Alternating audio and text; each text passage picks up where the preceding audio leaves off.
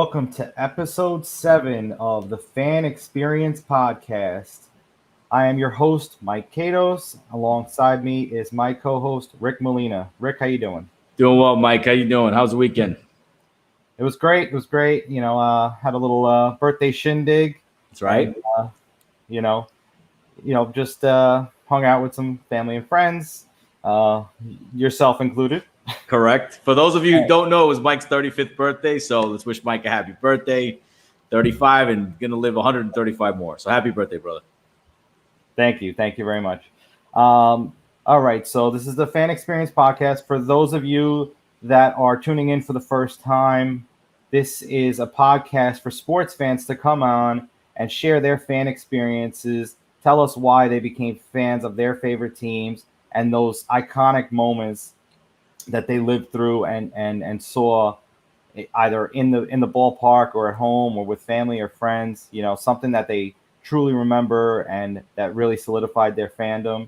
You can also sit there and talk about your team, whether it's to vent, cry, laugh, celebrate, the wins, whatever the case is. It's kind of like calling into a sports talk radio show, except you're going to get more than 30 seconds. We want you on here. We want you to voice your opinion on your favorite teams. Tell us why you love them. And, there's no better community than the sports fans. And, that's what we're trying to build here. We're trying to get this community going on top of just the podcast. The producers of this show is Playing the Field. Playing the Field is our sports fan community, which also, we gotten the jerseys, rocking the jerseys right now. And Playing the Field also right now has a dating app available on the web at playthefielddating.com. It's not just for dating. You can go on there. You can meet friends. You can meet people to go to the games with. You can meet people to play a pickup basketball game, pickup softball game. As adults, it's a lot harder to get together and play those pickup basketball games not like you when you were kids. So, this is a site that's going to, and we are working on a mobile app as well to, help facilitate that and get people out there and meeting everybody. And you could also find your MVP there as well.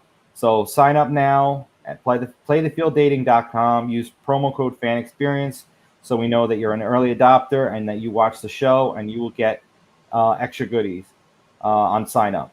So we're going to start off today with the big news around sports. You couldn't go anywhere and not hear about it. So the Big Ten and the Pac-12 so far have declared that they are canceling the fall season, or postponing it, as they want to say, and they're going to try to play again in the spring. And, the other three conferences are still up in the air. They are leaning towards playing, but we still have to get word on that. But the Big Ten and the Pac-12, it's a done deal. They're not playing football in the fall, or any sports for that matter. And, I can go both ways with this, but I'm going to let Rick start because he's itching. Well, thanks, everybody. Thanks for joining us tonight. I feel this is the way I feel, man. I think it was the right thing to cancel the season. I mean, COVID-19 is a disease that it's new, and we really still don't know much about it.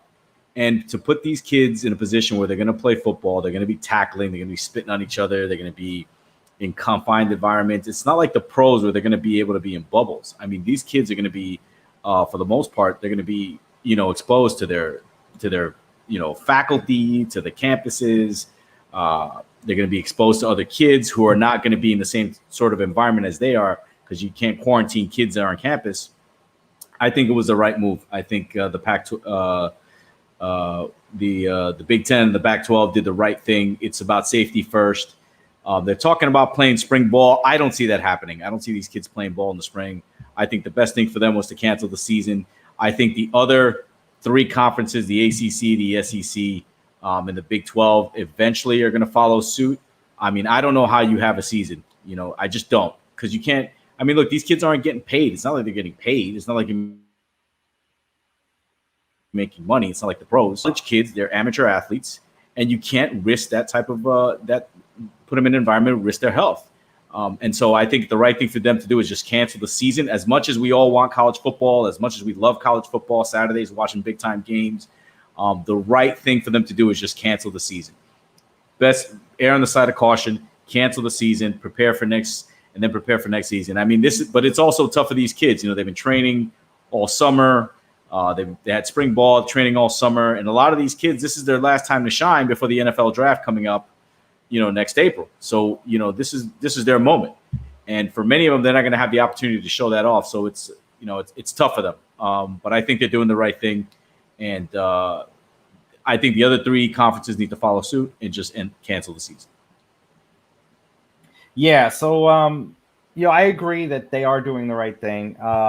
You know, but I do have a couple of thoughts. You know, I feel like that college is kind of like a built-in bubble. You know, like these players live on campus.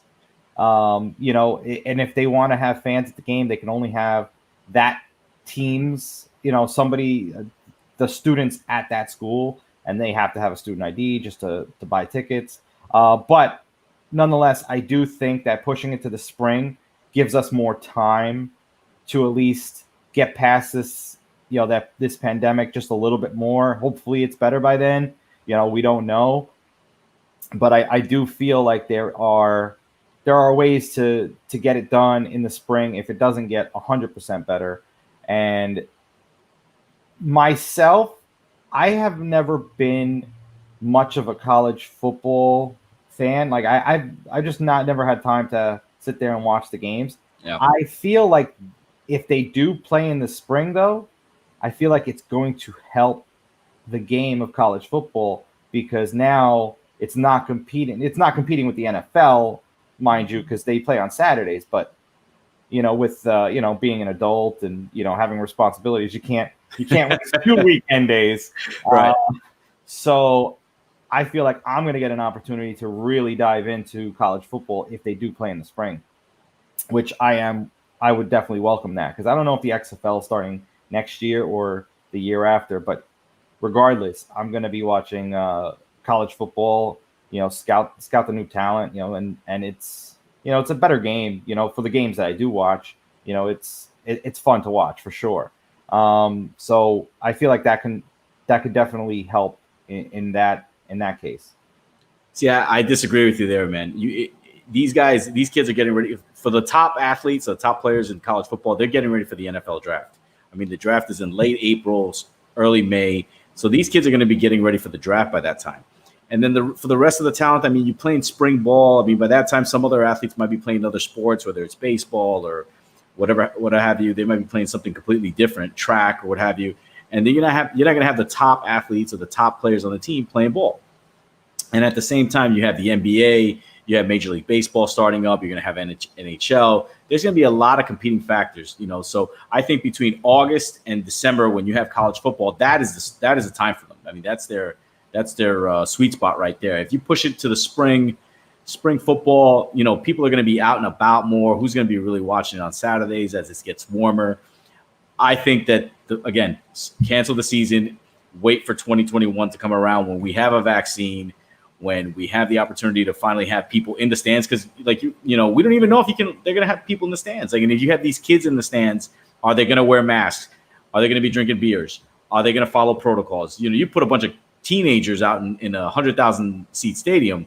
Sometimes, you know, things don't work out like you want them to. So the best thing for them right now, again, cancel the season, focus on 2021, focus on getting healthy. Obviously, the country as a whole needs to get healthy, and then, you know, kind of take it from there. But as for right now, I think the SEC, ACC, and the Big 12 need to follow suit and just cancel the season. And not just football, but all the sports that go along with college athletics right now. Yeah, and the fall sports. Yeah, absolutely. And you know, I am curious as to, you know, what that's going to mean for the draft. I mean, obviously those really, you know, those really hot players, you know, they've already gotten their time in the spotlight. But there's other people that wanted to have a shot for their senior years or what have you, and they're not going to have that shot. That's why I feel like the spring ball might help it. But do they push back the draft? That's another thing that. And now they're talking about NFL games on Saturdays. Oh, that's going to be tough, man. I don't know. Like a triple, 3 games on a Saturday. They're talking about right now. Which yeah, 3 on a Saturday and then the rest of the games on a Sunday. The rest on Sunday, yeah. But we can pick this one back up after absolutely after our guest. So right now, joining us is Marco Velazquez.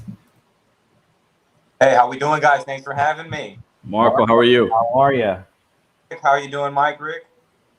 Doing well, man. Doing great. So what? Let's start with you. I mean, I know you're director of admissions. You worked for a couple of universities and colleges. What's your take on all this news that came down today? Well, I mean, it's the same thing for us. Whether or not they want students on campus going virtual, you obviously can't do sports virtual. But I'm with Rick on this one in regards to they made the right decision, mainly because yes, you do have individuals there that are looking, to stunt, as they say, right, for their senior season. But you can actually end up losing a lot more than just 1 year if you get hit with COVID. Being that we don't even know what's with the virus or don't have a vaccine, no cure, anything like that. So that's the biggest risk right there, is that you might be losing out on even coaching opportunities or something like that in the future, not just playing, right? Yeah, absolutely. And let's talk about how you got into sports. I know you're from Texas. You born and raised in Texas? Yes, sir, absolutely. Houston, Texas. Living in San Antonio. I've been all over Texas, though. So naturally, Texas teams are who I root for when it comes to any kind of sport. Yeah. So tell us about your favorite teams and who you follow over there. So San Antonio Spurs. That's my favorite, right? I'm also a Houston Rockets, Houston Texans fan. Overall, though, Dallas Cowboys has been who I follow right now. So pretty much those are my teams right there. Astros, I know we got a bad rep within the past 2 years. But think about prior to that, right? Think prior to that, where we were at, what they've done. So for me, those are my teams. That's who I stick to. I've never changed either. Sounds good. Marco, thanks for coming on tonight. I want to get into this with you a little bit. You're a Spurs, you're a Rockets, you're a Cowboys, Rangers, and Astros fan. So you root a little bit for everything. But are there any of those teams? Are there any, for example, any in basketball? Is there one over the other? Because the way me and Mike talk about this, you can't be a Yankees and a Mets fan. So are you a Spurs or are you a Rockets fan? Where do you fall there? Question. I'm a Spurs fan over Rockets. Absolutely. There is no question about that. Okay, and obviously the Spurs beat the Knicks in '99. So when you said you started following your teams in the early '90s, and when they lost to the Houston Rockets. So tell us about that. I'm curious to know about that devastating feeling you felt when the Spurs lost to the Houston Rockets. That you started following your team. Yeah, it did suck. I mean, it was heartbreaking for us as a Spurs fan. You should have seen the scene, though. I was young at the time, maybe about 9, 10, maybe 11 during that era. But I remember when they came back in the airport, I mean, the scene was ecstatic. You would have thought that they won, right? And I believe that's when Houston got their 2 in a row, right? So they had a 2-peat right there. But in '99 is when we finally got, to come out of our shell. And everybody still takes away from that year, given that it was similar to this year where you had to kind of restart. You had the lockout that year. You came in a little bit late, but it still counts, right? It's still a ring in the book. So for me, San Antonio over Houston Rockets, that was devastating. Haven't looked back since, though, because they do have 5 rings versus Houston's 2 from there, right? That's right. And out of all those teams, you got some great players. You got Ginobili, you got Tim Duncan, David Robinson. Who would you say was your most favorite player from those Spurs teams in the late '90s and the 2000s? You got to go with Ginobili, mainly because he saw the NBA championship. He saw Euro League championships, and then he was a gold medalist winner as well. So he did it all. Yeah. I mean, those were some great teams. They were certainly fun to watch. So You played some ball for like a college for a little bit, right? Yes, sir. I did play. Not actually for college. I played semi-pro football here in the Texas, the Alias over in South Houston. How's that? What was that like? Well, actually, it was fun. It was some of the best times of my life. I gave it up. I remember it was one Halloween. I want to say maybe 2012. Dislocated a pinky, got it relocated there at practice, and then from there, I just kind of punked out and took a back seat. I've coached there, but that was it. I mean, I ended up stopping football at 24 years old. I haven't played. I've coached since then. I love the game, but that's where I said, hey, no mas. I was like, man, right there. Did you play basketball in community college? I think you said, right? I played in at San Antonio College, which was we played a bunch of it was mostly community colleges that we played. Nothing big, but I did play basketball. I still play in any league I can get into, man. So I mean, I like that you were speaking about that app where we can find people to play pickup with. Maybe we can even get into some leagues going together where we can do cross state, cross country even. Yeah, absolutely. Yeah, so tell us about that. So how does it work? Like you just join these, you just go to different gyms, different areas and play these pickup leagues? Are these friends that you have?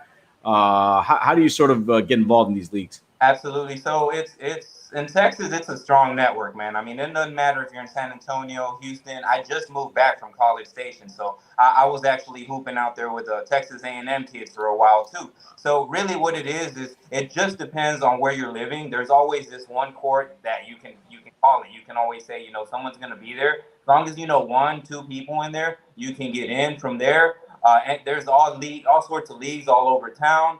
You just got to know individuals, really. Have them on your text line, have them locked in, have a team that you can put together. Because I can tell you, like, for example, this last league that I was in prior to COVID, I've shown up with days where we've only got 4 or 5 people. And I'm like, hey, 3, 4 random kids on the side, just tossing them jerseys, join the squad, right? So really, you just got to know people. That's the way it works out here in Texas. That's awesome, man. That's incredible. Now, you also – no, go ahead. I didn't mean to cut you off, but – ask you, what's the scene like for you guys out there in the East Coast as far as pickup ball, things of the nature?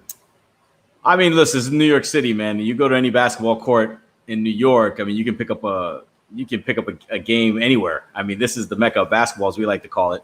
Even though your Spurs beat us in '99, and the Knicks have been putrid for the last 22 years or whatever it is. Right. There's still, you can pick up a game anywhere. But I also want to get into a little bit with you, not just about basketball, but about, your love for your teams. I mean, you also love football and you're a big Dallas Cowboys fan. And what struck me was that, you go all the way back to Herschel Walker, playing the Pittsburgh Steelers. So when did you first catch on about Herschel Walker and the Cowboys? Oh, well, I mean, he's an amazing athlete even now at 50 plus years old, right? Yeah. Any current NFL star can challenge him, and he'll go toe-to-toe with them, right? So for me, I want to say I was really young at the time, so I had to kind of go back as I was older and find out about him, in Georgia and how he came into the NFL. But that particular year was when he was an MVP, so I was kind of like, whoa, who is this dude? Get a load of him, right? I started going backwards as a kid. So for me, that's how I got into it as far as, having that love for the Dallas Cowboys. Herschel Walker to me is big. I mean, you mentioned his name here in Texas. Everyone's going to say, whoa, the guy's still killing it, even at 50 plus. Wow. And then let me ask you this. Eventually Jimmy Johnson and they traded him to the Minnesota Vikings for a bunch of draft picks.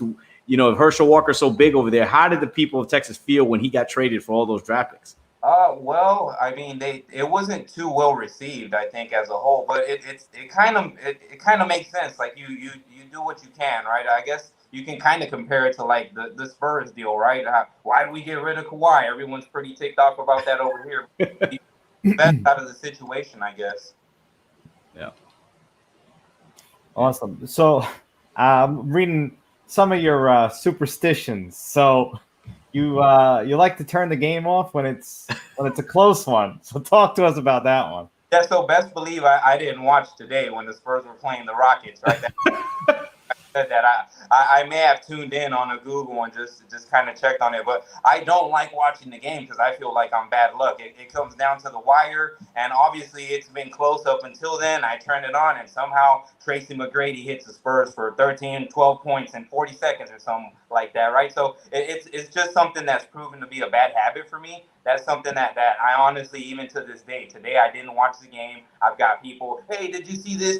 I absolutely did not see it. I'll check it out at the game. At the end of the game, if we won, hey, great. I'm feeling great. I'm hyped now that they won. But during the game, I wasn't checking. I don't like to check. That's the biggest thing about me. If you're a sports fan in particular, and you're hanging with me, watch the game on your own. I'm not going to watch it. Did you watch the Cowboys game with Tony Romo's botched hold over there? No, that might have been what set it off to where I said everything's good to go. I mean, why are you bringing in the starter? Well, this guy's used to holding for kicks. It should be all right. Whoa, yeah. So honestly, it's that may have been what set it off to where I said, you know what, I'm not watching anymore. This is what happened. Your point. Reminders from there, like I was watching live when Ray Allen hit that 3 on the Spurs, right, in 2013 to send it into overtime, and for me it's like, there we go again. I knew I shouldn't have watched. Yeah, your point may be valid. I mean, you got some evidence to back this up, and you know what? Sometimes I do the same thing. Like I'll sit there and I'll see, my team's up like 5-0, and I'm like, oh, let me turn it on, and then all of a sudden it's 7-5. They're losing. I'm like, all right, I'm going to turn it back off. So I definitely hear you on that for sure. So what's behind you over there? I see LSU. So LSU, we're in Shreveport though. That's the LSU that I represent. So shout out to the Pilots. On the other side, we have where I did my undergrad, which is University of Texas, San Antonio, under the UT umbrella as well. So shout out to the Roadrunners as well. Neither one of them win games consistently, but you still got drama, right? You must watch them a lot then. I absolutely do. I'm feeling real big. We actually, UTSA actually had a top 10 draft pick within the past 2 years. So, I mean, they're making progress. When I was there, they didn't even have a team until the year after I graduated. That was the inaugural season. And, I mean, they're making headway from there. Awesome. Yeah, you mentioned that you rose to the ranks applying everything from sports to lose gracefully. So tell us how sports has sort of influenced you in that sense, both I guess in your professional life and life as a whole. Well, in professional life, I'd have to say you just got to have resilience in what I do. A lot of the times you're there 8 to 12 hours, nothing happens, you're not hitting any goals. So for me, that's part of what playing on a bad team is like. So that's high school for me all over again, right? And I can apply that into the professional life. Into my personal life, I've hit a lot of walls that I've had to get through, particularly like during COVID, right? I'm trying to get out of Texas. I'm looking to expand into the rest of the United States education-wise. So you hit a lot of brick walls where there's hiring freezes right now, or you're missing this small qualification out of 1,000 that's preventing you from to go over there, right? So I also apply like the way I felt even in sports in particular, where it's the same thing, right? You take losses left and right. Do you give up, or do you dig deep and keep going, right? To find, even if it's just that one, like for example, my senior year in high school, we went 2-9, I believe was our record, right? But it's like, hey, do you dig deep to get those 2, or do you leave 11, 7, right? Yeah. Now you mentioned you want to leave Texas and venture out of Texas. Tell us what you want to do once you leave Texas. I mean, are you looking for something in sports? What are you looking to branch out to? Actually, coaching's always been something that was big for me. Right now, I'm speaking to a school out there in Virginia. They're Division III. So for me, it's like, hey, I can get in doing what I'm good at, which is admissions and the administrative side. And then from there, branch out. They've got athletics, right? So given that, I have background in that too, I've coached as well. That's a possibility. Although for me, that's at the last of my sights. I also want to get into teaching in particular, mainly because I'm seeing just drops in college enrollment and higher education enrollment, right? So it's got to be something that's happening at the K through 12 level, right? And you see athletes, they're all gung ho about college, but there's incentives for them there, right? There's potential. Right. endorsements. Now they might even end up getting paid, or they can go pro. But you've got other individuals who are relatively smart, can do particularly valid things in education even, right? And they're just not going for it for whatever reason it is that's stopping them. It's I guess we're just not selling the American dream, because a lot of people see themselves as, hey, I can go viral, or I can be an influencer, and Right. there's what 0.01% of those folks that do that.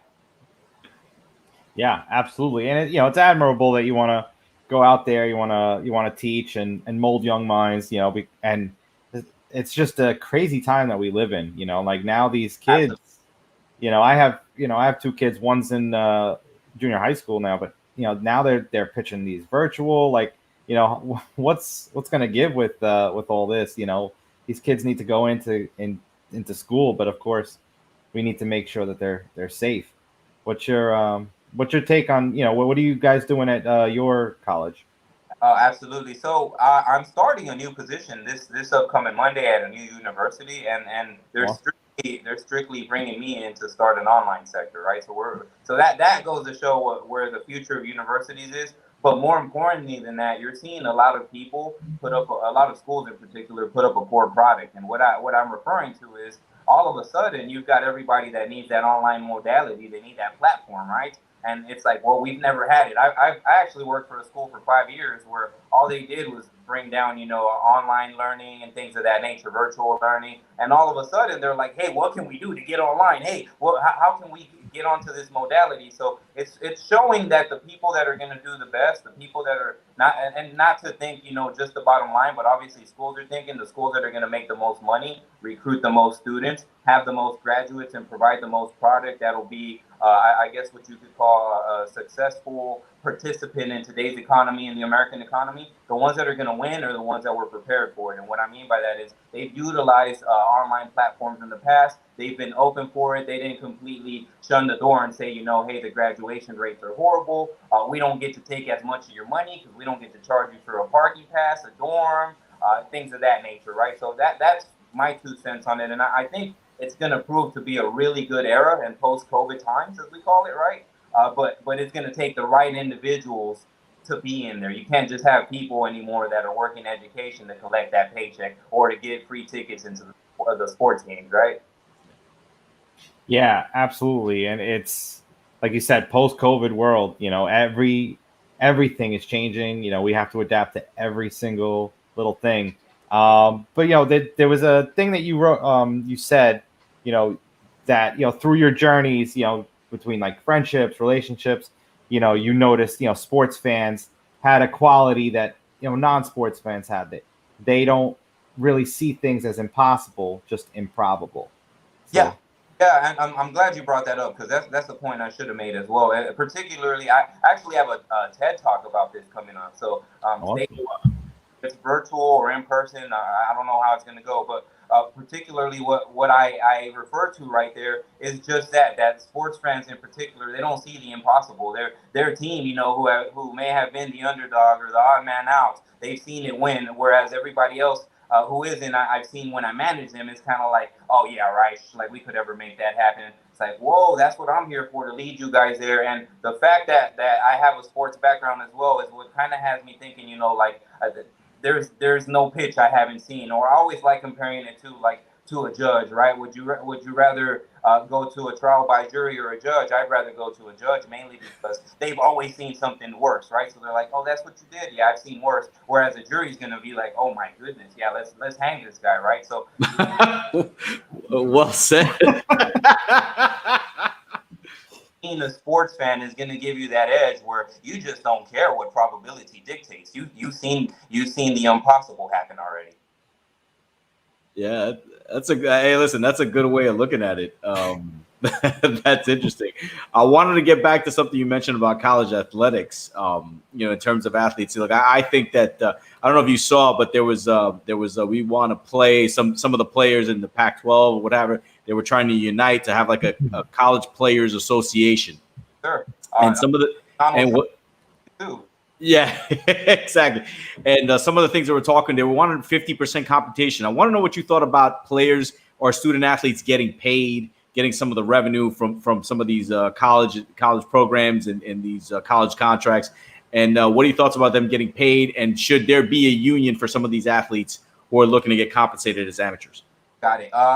So I'm gonna side with the vast majority and say that I don't think necessarily that they should get paid, mainly because that can create some serious problems. That at 20 some years old, you're getting that much money, right? Yeah. I don't really see anything good happening from there. But I do feel that they should be compensated. Obviously, there's scholarships and things of the nature, maybe housing. There's got to be something. So I'm with you on creating advocates for that, or group where they can advocate. I know, like I said, Donald Trump is with them. I saw Nick Saban wants them to play as well. Young Trevor from Clemson State, right? He wants to play as well. So for me, I'm with the players as far as letting them play, letting them get some kind of compensation. But you can't just cut them a check. We know that much. You can't just cut them a check, because a lot of them have access to going back and flipping that money in ways that they shouldn't be, right? So that's really my 2 cents on that one, my take on that. I'm with you on that, man. I mean, they're getting scholarships that are $500,000 scholarships. They're getting all that stuff, and you're right. They shouldn't be compensated for it. They should find other ways to do that. But let's also get into. I wanted to ask you about this because I was kind of reading your profile a little bit. Texas is a big state. Yet you keep running into people like Tim Duncan at like pizza shops and things like that and getting autographs. So tell us how that took place. Tell us how that happened. Yeah, so that was about 8 to 9 years ago. Shout out to my boy Daniel out in Houston. Shout out to my brother Lil Tito. So basically what happened is my father owns a business, paint and body shop, and the business was the punishment when you were young, right? Cool, you going to work with daddy, right? So that's basically the way it went down. After a day of punishment, right, we're driving home, me and my friend, and he says, pull over at that pizza shop. I just saw Tim Duncan. Oh, stop blowing smoke. So we go in there. Yeah, sure enough, Tim Duncan's in there. Real rude to us, probably because we were about 14, 15 years old. Real rude. So I go get my brother, who's 5 years younger, right? So we go get him. While we're there at the house, grab some Tim Duncan jerseys, grab all the cars, any hats you can find, as many Sharpies as we can find. We ended up with just one Sharpie. Get the brother, hey, come on, we need you, all right? You're going to pull a hey, mister. So he walks right up to Duncan, and Rasho Nesterovic is who he was with at the time. I don't know if you guys recall. He was I think a center, Timberwolves, played on the Spurs as well. So we run in, he runs in there. Tim Duncan's like, yeah, sure, kid. I said, I don't know how he did it. So he gets autographs. We got every little single thing signed by Tim Duncan except the last card. It ran out of ink. So got T.I. from Tim Duncan, not from Pip Harris, but T.I., Tim Duncan, right? And he said, hey, I did the best we could. And then he gets into his Hummer. We follow him down the road for about 10 miles. The whole time we're just telling each other, you think any of these people know that's Tim Duncan in the Hummer there? Nah. Yeah, keep following him, man. All right, great. Eventually we lost him. But it plays for a great story because the dude is humble. He just doesn't want to, be bothered by the older kids. But definitely when the little brother went up, he was open to sign everything, take pictures, all that good stuff. That's a great story. That's awesome. So we're gonna, after we let you go, we're gonna start on our NFL preview and just preview the upcoming season. So you'll talk to us about the Cowboys and what what you think is gonna happen this year. The same thing I think every year is gonna happen. This is our year. We're right. First and foremost, Washington does not even have a name, right? We're good there. Giants, brand new quarterback, a bunch of turmoil, right? You got the Eagles, they're looking okay. I saw they got Darius Slay amongst others, right? So it's really a battle between the Eagles and the Cowboys on who can suck the least in the NFC East. If I'm making a good point there, and I think they can pull it off. And from there, once you're in the big dance, anything can happen, right? Ask the Steelers, who have won as a 6 seed. Yeah, and Giants as well. Yes, sir. Yeah. What's your thoughts on McCarthy?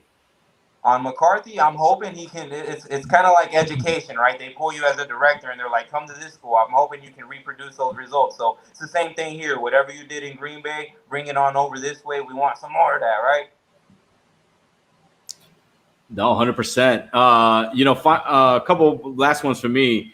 So you play as a player when you're playing ball, you play mismatching socks. Is that right? Did I read that correctly? Yes, playing mismatching socks. It doesn't have to be color either. I might have a long one, I might have a short one on me, right? So mismatching, that's all that really matters to me. That's another big superstition. When I was an admissions rep in higher education, when I first got started, if I was wearing mismatching socks, you best believe I was pulling in 2 to 3 enrollments that day. And for our viewers, you have a passion for education. What do you want our viewers to know about, about Marco, what you do, what you're looking to do, where you want to take your next steps moving forward?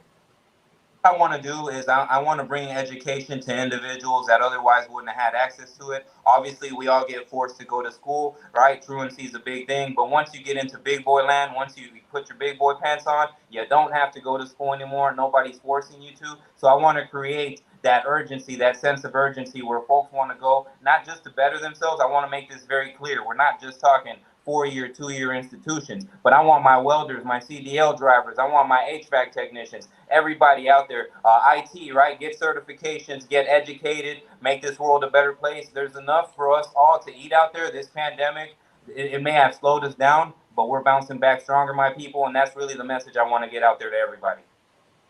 That's awesome, man. Sounds good. Yeah, that's great. And you mentioned a TED Talk coming up. When is that?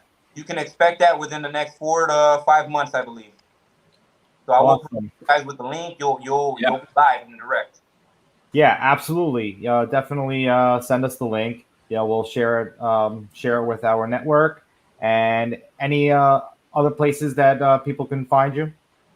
You can find me on LinkedIn. That's my biggest professional network. Obviously, that's how we came about, introduction and what have you. I'm also on Facebook. Don't add me there if you're looking to be serious, right? There's a lot more humor. There's a lot more comedy going on, right? But I definitely show the same amount of love on both. I don't get on Twitter, although some of my stuff has made it out there virally. Aside from that, I have a YouTube. You won't find any videos from me, but you can recommend me some. And my phone number is blasted all over on every single page. I'm open to conversations. I do mentor admissions representatives all across the country, and I'm up for getting on Zoom calls with anybody if they want to connect, kind of bounce some ideas off each other, or if they just need a comedy skit. I'm there for you as well. Marco, you're awesome, man. Thanks for coming on today. Thanks for having me, guys. You guys have a great day. Yeah, you too. Thanks so much for coming on. That guy's awesome, man. He's great. Oh man, yeah, he was really good. He's got a lot of energy, man. That's good stuff, man. That got me up there. He's he's got his hand in a lot of things too, and a lot of admirable, career choices and all that stuff. So we touched on it. So today being episode 7, lucky number 7, no better time than to start our football preview. And for today's episode, we will start with the NFC West. And we're going to start on the over-unders. And we'll go by alphabetically here. So let's go Arizona Cardinals. The Arizona Cardinals are at a 7 on DraftKings Sportsbook. 7 over-under. So I can run down the list of their games, Rick, and let's see where they go. So they started off with the 49ers. Win or loss? That's a loss right there. Yeah, I agree. Niners is they're coming off a Super Bowl, tough team. That's a loss. Yeah. The Cardinals versus the football team. It's a win. Kyler Murray's going to light it up. I don't see Dwayne Haskins. I mean, Coach Ron Rivera is just implementing his first season, his program. I like Arizona to win that one. Yeah, absolutely. I agree with that. Cardinals, Lions, I want to give that to the Cardinals. Yeah. Same here. So we got 2-1. Yep. Cardinals at Carolina. CMC, that's a road game. I'll take Carolina. Okay. So 2-2. Well, you know which way I'm going with this one. I don't want to, but Cardinals at the Jets. I'm taking that's a road game? It's in MetLife, yeah. I'm going to go with the Jets. I think the Jets, I think they're going to be a better team. I think Cardinals on the road, COVID, different scenario, bubble for them. I see them going 2-3. Okay. All right. So we got 2 and 3. Cardinals at Cowboys. I like the Cardinals in that game. I don't know what the Cowboys have. Even with McCarthy as the coach, I still don't trust Dak. That's a big game. I like the Cardinals. Yeah, I like the Cowboys. Remember, the Cardinals have DeAndre Hopkins on that team now. No, of course. I mean, Larry Fitz. They're going to be better. Kyler Murray's going to get out of the pocket more. They're going to be a better team. Hopkins for sure, and they got Kenny Drake too. Yeah, who really shined the end of last year for sure. Yeah. Then we got Seahawks coming to town. Oh, that's a home game. I like the Cardinals in that one. Cardinals against the Seahawks. Yeah. Dolphins come to town. I gotta give that to the Cardinals. Yeah, 100%. So what are we at? We're at about 5 wins here. I think the Cardinals with DeAndre Hopkins, with the players that they have, I think they got another season on the Cliff Kingsbury. I see them going 8-8, 9-7, man. I really do. I mean, but that's a tough division. They're in there with San Francisco, Seattle, the Rams. The Rams are coming off a tough year, so I see them going 9-7. Yeah. So Bills Cardinals in Arizona. Bills Cardinals in Arizona. I like Arizona in that one. Yeah. Bills are a tough team, but that's a tough road trip. Man. It's always tough going east to west. Yeah. Cardinals at Seattle. I got to give that to Seattle. Yep. Cardinals in New England. New England's had they have a tough time with Lamar Jackson. They have a tough time with running quarterbacks. They're losing 8 guys. Yeah. I mean, I'm going with Kyler Murray in that one on the upset. Yeah, I agree. The Rams come to town. I want to give that to the Cardinals as well. Yeah, I can see that. It depends on the way the Rams are playing, but again, I can. They still got Jalen Ramsey out there.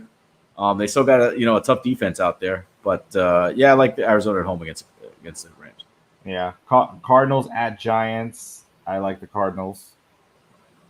Yeah, that's gonna be it's gonna be tough season. First season with Joe Judge, so I'll take the Cardinals on the road in that one. Eagles in Arizona. Could be that's a tough one, man. I could see Eagles pulling off the upset. I'll go with the Eagles in that one. I could see them pull off the upset. Then you got 49ers in Arizona. I like the 49ers. I like the Niners in that game, yeah. And then they end in LA against the Rams. I like the Rams. Yeah, so I think they're just cutting it. Yeah.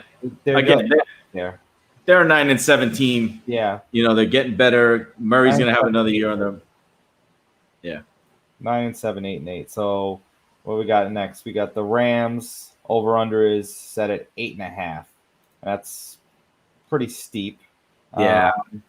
All right. So Cowboys to start the season. I like the Rams in that LA. Game. Yeah. I like the Rams in that game. I like the Rams in that game. I do not like them in Philadelphia.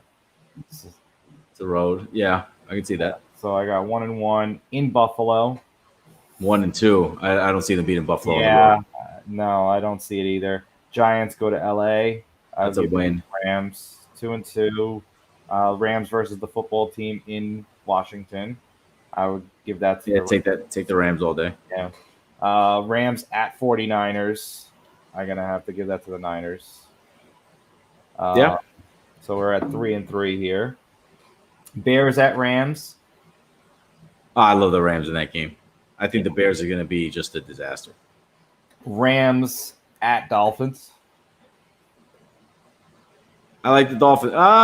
Is Tua going to play? You think Tua's quarterbacking? We're talking November 1st. I go with the Rams. I still say Ryan Fitzpatrick is in there at that point. Yeah. I mean, unless the Dolphins go like 0-4 or something, I like the Rams. It looks like. Okay, so we're at 5-3 here. Seahawks in LA. I like the Rams in that game. All right, we got 6-3. Rams at the Bucks against Brady. Take the Bucks. Yeah. So 5-4. Niners come to town. I'll give the Rams this one. Yeah, They got to win one against the Niners. that's probably the home game. They'll split. Yeah. You're right. Rams at Arizona. I think we gave it to Arizona. We gave it to Arizona, yeah. Yeah, so I think we're at 6-5 here. 7-5. Patriots at Rams. I like the Patriots. I like the Rams. Excuse me. Yeah, I like the Rams. 8-5. Jets at Rams. I got to give it to the Rams. Yeah. Jets aren't winning that game. And then Rams at Seahawks. Loss. Cardinals at Rams. Win. So we're looking at 10 wins. 10-6. Yeah, that's 10-6. All right. So, okay. So let's see. The Niners have a steep one. 10.5. The Niners have a steep 10.5. I think the Niners win 11 or 12 games this year, I think. Yeah, it could definitely. Well, week 1 win because Cardinals come to town. Yeah. Week 2 they go to the Jets. I give that a win. Okay.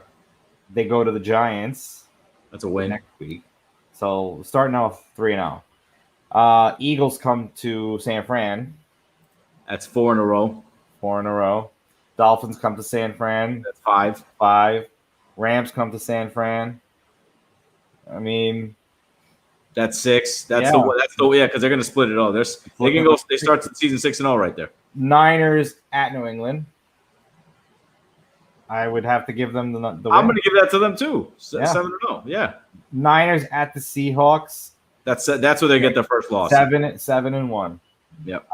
Packers at Niners. The Packers are going to get destroyed. Yeah, they don't play well. Own Aaron Rodgers. So we got 8-1. Niners at Saints should be a nice game. Niners came back and didn't they win that game last year? Yeah, they did, but they played well there. Saints. I don't know. That one's tough. I'll give it to the Saints. Yeah. So we got 9-2. Niners. I'll give it to the Niners. After what I saw last year, they've just played well there. Yeah, but I'm thinking some kind of a Super Bowl slump, just a tad bit. Niners at Rams. We gave that one to the Rams. Yep. So we're looking at 9-3, I believe. Bills at Niners. I got to give it to them in San Fran. Yep. 10-3. Washington at Niners. 11-3. 11-3. All right, there we go. There we go. And then Niners at Cowboys. By that time, the Cowboys will be done. Yeah, I'd say that they're taking the Niners on that one on the road too. That one, and then they go to. We gave the Cardinals the home win against the Niners, right? Oh no, we gave them a sweep. The Niners a sweep, and then Seahawks at Niners. For the end. This is also week 17, right? So you're looking at 13-3. They might even be sitting a couple people by then. Yeah. So you're looking at 12-4, 13-3. Yep. Yeah. So they're off to the races if they can get it. And then let's go with the Seahawks. They got 9.5 at Falcons. I don't know that the Falcons have ever recovered from that Super Bowl, and I think I go with Russell Wilson on that one. Agreed. Patriots in Seattle. Oh, I love Seattle. I don't. Well, we'll get to the Patriots when we do the AFC East. But it's going to be a rough year for those guys. So we got 2-0 Cowboys in Seattle. I got to give it to Seattle. Yeah, of course. Seahawks at Dolphins. The East to West. The East to West. Yeah, the travel. I'm going with the Dolphins on that. Yeah, I think it's just the travel. 3-1 sounds good. They could fall to either the Dolphins or the Falcons. That's the way I see it.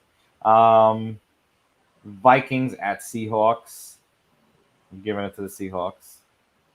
That's a tough one. It's Minnesota. Yeah. But I think you're right. I think I'll give that to the Seahawks. It'll be a close game.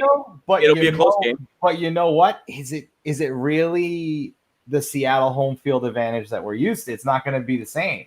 Right. So that's the variable. That 12th man is going to be that's going to be non-existent now. I mean, obviously they'll pump out sounds through the loudspeakers, but it's not going to be nowhere near the same. Like, places like Seattle, Kansas City, those places are going to suffer. Right. As far as the home field advantage goes, because that's where they make their mark. So yeah, you know what? Let's give it to the Vikings. So what are we at? 3-2 here. Seahawks at Cardinals. Gonna give that to the Seahawks. 4-2. Niners at Seahawks. We gave the Seahawks the home 5-2 win there. Seahawks at the Bills. I like Buffalo in that game. Yep, I agree. 5-3. Seahawks at the Rams. I believe we gave that to the Rams. 5-4. Cardinals at Seahawks. I got to go with Seahawks there. 6-4. Seahawks at Eagles. I got to give that to the Eagles. That's going to be a close game, man. That's going to be a close game. Time.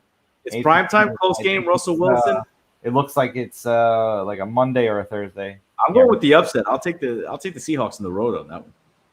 So what do we got? What are we at? 7-5. Yeah. Giants at Seahawks. 8-5. 8-5. Yeah. Jets at Seahawks. 9-5. 9-5. Seahawks versus the football team in Washington. 10-5. Rams at Seahawks. I think we gave it to Seattle, no? We gave that one to Seattle, the home one. So 11-5. Yeah. And then Seahawks at 49ers, which can go either way depending on where they are in the, but. So you're looking at 12-4. They'll be over. It's going to be a very competitive division. Yeah. And, it was the best one to start with. Right, exactly. Look, I think, the Cardinals are going to win more than 5 games this year. The Seahawks are going to win more than 10 games. The Niners are as well. And the Rams are coming off that terrible year. So I think they'll win their fair share of games. So that's going to be, I think, the best division in the league by far. Yeah, certainly the most competitive. Yeah. Sure. And, I mean, they could all be above 9 wins. Yeah, and they have all the quarterbacks. They have Goff. They got Kyler Murray. They have Russell Wilson, and they have Jimmy Garoppolo. So it's going to be a fun division to watch, man. With Kyler going into his second year and getting DeAndre Hopkins, the addition of DeAndre Hopkins, it's definitely going to give them a step up from where they were last year. Exactly. And, it's really, honestly, the biggest question mark is the Rams. Right. Well, I mean, look, you come off a Super Bowl, and now you got and is McVay, now this is McVay's third year as the coach. This is Goff's, what is it, third, fourth year as the quarterback. It's time for them to sort of rebound, get off that hangover, and sort of get back to what they did best was, score 30, 40, 50 points a game and play some stout defense and see if they can make another run at it. But it's just the division's gotten better, man. And so I don't know that they'll be able to keep pace with the Russell Wilson. And remember, the Seahawks just traded for Jamal Adams, so their defense is going to be much better. That's going to be like a war of attrition in that division. So if any, and it's funny, like Arizona got better too. Arizona might be better than the Rams. I think they are. Well, with the talent that they have, absolutely, and their defense is pretty good too, man. Yeah. They certainly are. Yeah, I could definitely see the Cardinals finishing higher up in the ranks than the Rams. I don't think in the division though. And if you're the Rams, right? Like you go to a Super Bowl, have a bad year, and then you're 4th in the division. You end the season basically, at the end of the division, not making the playoffs. Like you have to start asking about Sean McVay and Jared Goff. You just lost Todd Gurley to Atlanta. You just traded Todd Gurley to Atlanta after paying him $20 million, whatever they are, that ridiculous contract that they gave him. You got to ask yourself, man, are these the guys I want to be with moving forward? Yeah, and you know what though?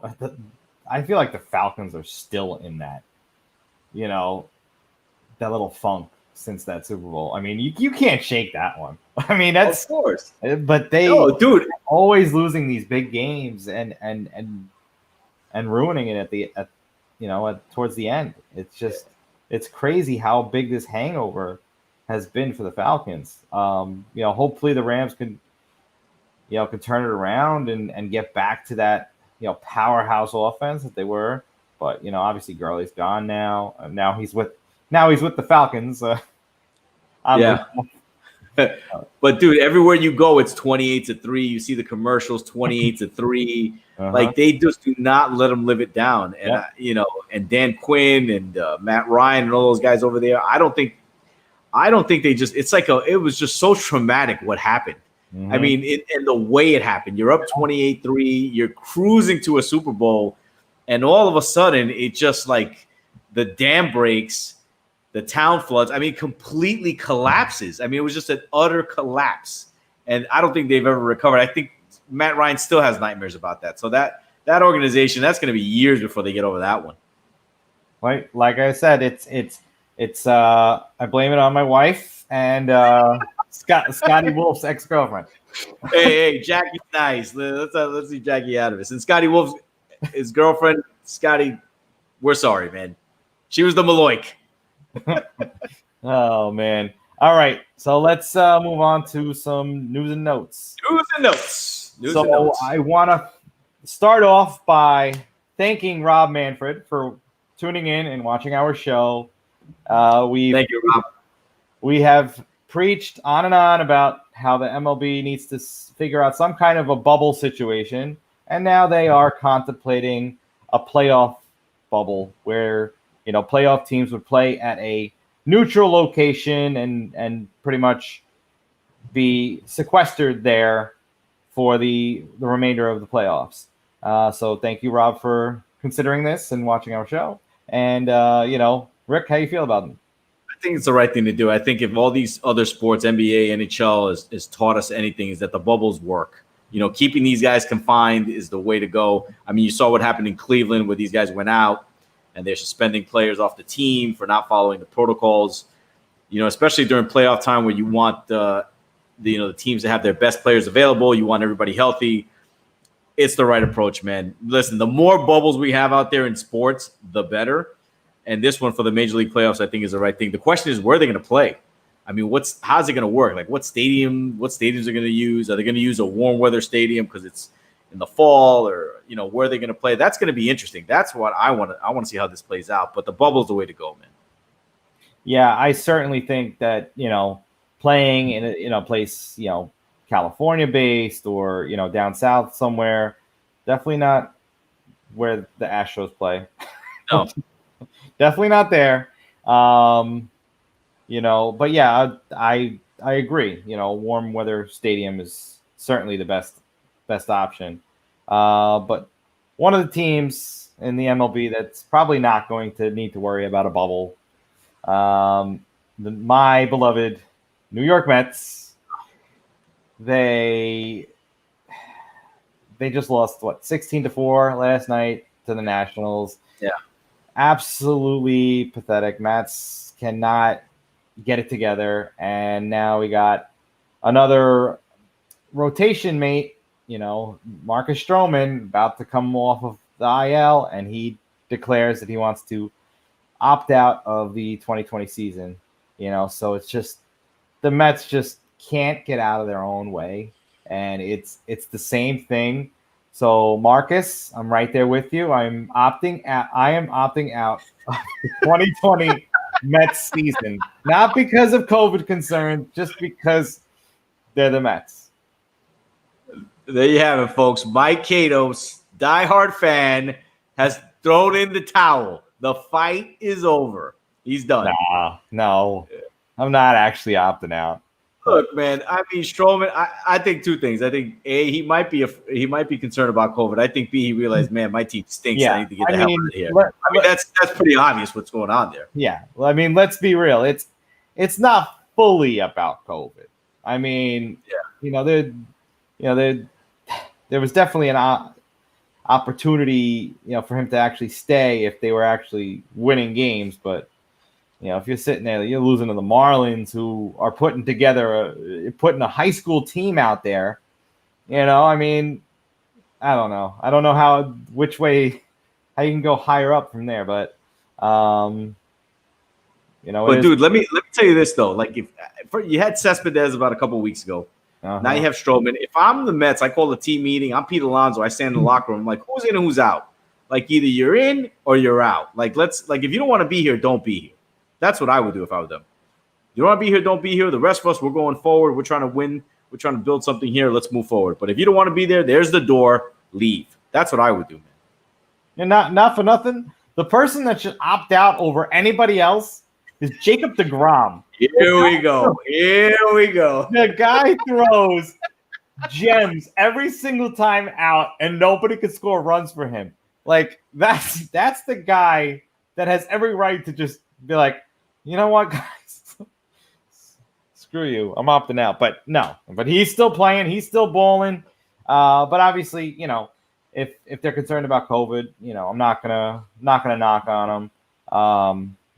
Wish Stroman the best, but he's probably not wearing a Mets uniform again. So it is what it is. Another baseball news: Stanton put on the IL, but it's a mild hamstring pull. They said it's like the most minor of hamstring injuries, but it's Stanton yet again on the IL for an issue. So I mean, you can't make it up, dude. Every year something else happens, man.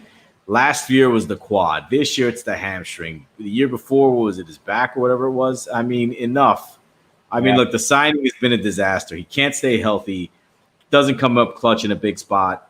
I think he has an opt-out after this year. I hope he takes it and he opts out, or if the Yankees will find a way to get out of that contract. But let's move on from him. Bring Clint Frazier up. Let him play. And enough is enough, dude. I mean, how much more of this can you take? I mean, that's it. It was a bad signing to begin with. I don't even know why we signed him. It's just I can't anymore. I just can't. Hey, you guys are winning though, so I don't know. Yeah, man, but the guy's falling apart, dude. Like, he's gonna come back from the IR in like 2 weeks. He's gonna run down first base and his arm's gonna fall off. He's gonna come back. He's gonna pick his arm up, running to the dugout with his arm all around. Like, what happened to Stanton now? Oh, news, his arm fell off. He's going to be out for a month. I mean, come on, man. Just enough. Let's just cut. Dude, it's time to move on. It is time to move on. Yeah, absolutely. So we got we had a nice little brawl this weekend.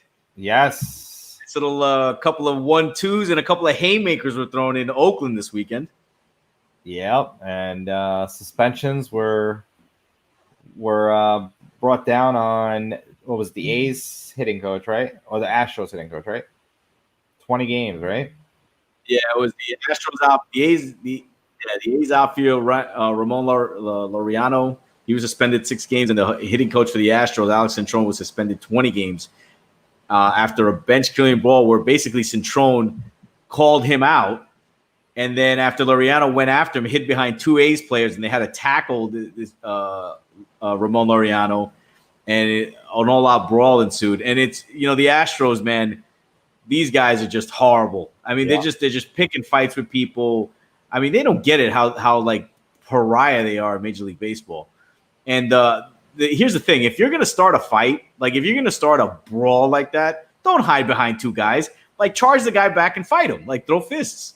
But instead, he hides behind his players, and then suspensions fly. And the Astros organization really needs to think about who they're putting in that dugout as coaches and managers, because it's just awful. Yeah, and this is the second time this season already, but with the Astros involved with something. But I mean, it was to be expected. There's a lot of bad blood between the Astros and the entire league. I mean, they can't really get off that easy. And honestly, in a shortened season, a season that might not even end, who knows what's going to happen with it.